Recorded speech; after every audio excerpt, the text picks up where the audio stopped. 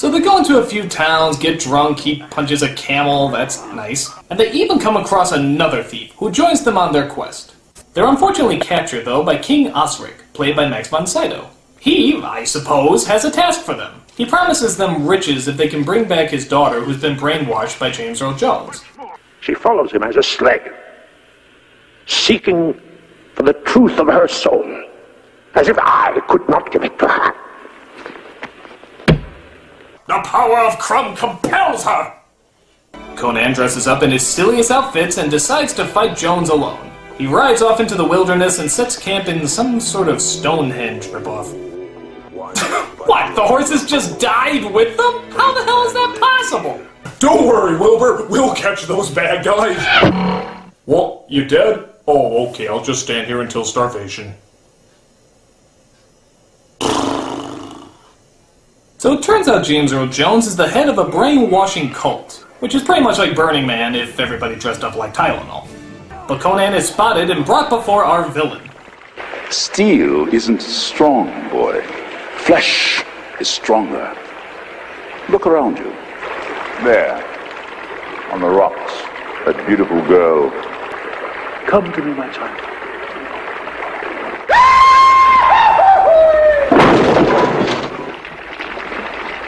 That is power. Crucify him. Too Jewish. Forgive them, Crumb. They know not what they do. Oh, to make things worse, he's nailed up right next to Eric Idle. Always look on the light side of life. But the other two thieves come to save him as they take him to a wizard who will try to bring him back to life. And wouldn't you know it, he's played by Mako. So he gives him a makeover, as apparently this is supposed to bring him back to life somehow. Alright, what's an 8-letter word for an uncouth person in the Dark Ages? Begins with B. Anybody? Anybody, but begins with B. So Arnold Sudoku seems to work as Conan is brought back to life. But there's still the business of getting the king's daughter back, as they try to break into the castle and get her out. Bye-bye, boys! Have fun storming the castle! They dress up in their commando makeup that still doesn't seem to camouflage anything, as they sneak into the palace where some sort of strange orgy is going on.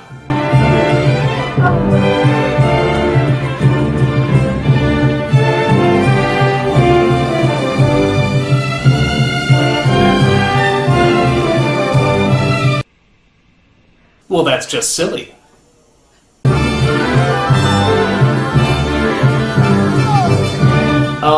Does he do this often? Is Thursday night just snake night? Oh well, no time to question logic now. We've got a princess to save. They take her away from the palace as James Earl Jones finally comes to his senses. Guys, I told you to watch the place. Well, I was a snake. Can't a guy just be a snake for 5 minutes without something going wrong? So he gets out his bow and, I'm totally serious here, he fires a snake at them. You know, guy, I can see you have sort of a snake motif going on here, but you don't have to use it for everything. Just use a friggin' arrow. I mean, what, do you brush your teeth with snakes? Comb your hair with snakes?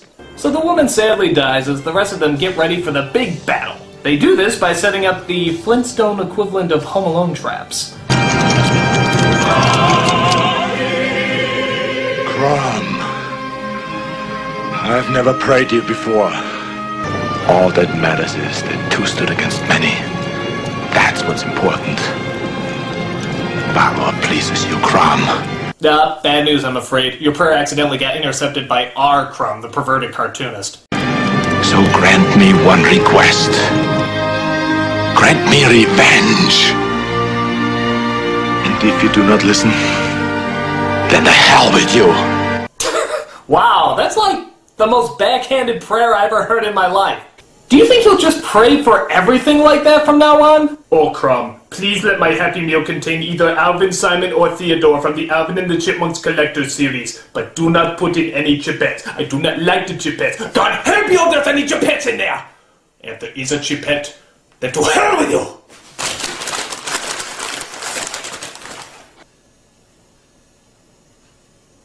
To hell with you!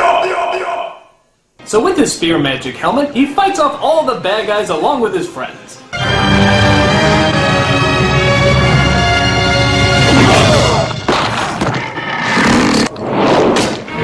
Fell for the oldest trick in the book! Hitting a helmet, which I thought was you, triggering a rock, activating a spear that stabbed me in the chest. Damn, you're good!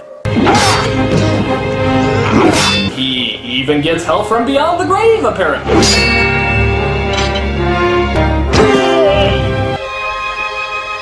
Do you want to live forever? And by forever, I mean a brief cameo in the sequel. So he wins the battle as all the bad guys flee back to the palace. They snap the princess to her senses as she agrees to show Conan how to sneak into the fortress and finally kill James Earl Jones. Burn you the way to paradise!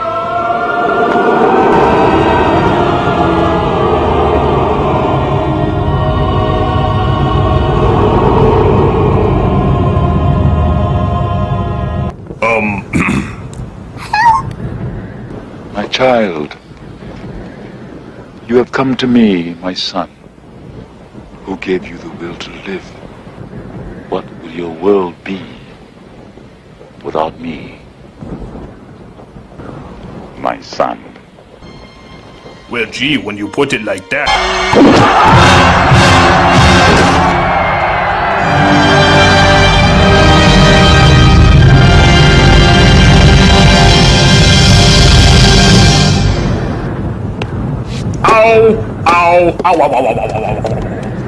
So I guess this somehow breaks the spell they're all under. I didn't even know they were under a spell, as Conan burns down the palace and builds up some hype for the sequel.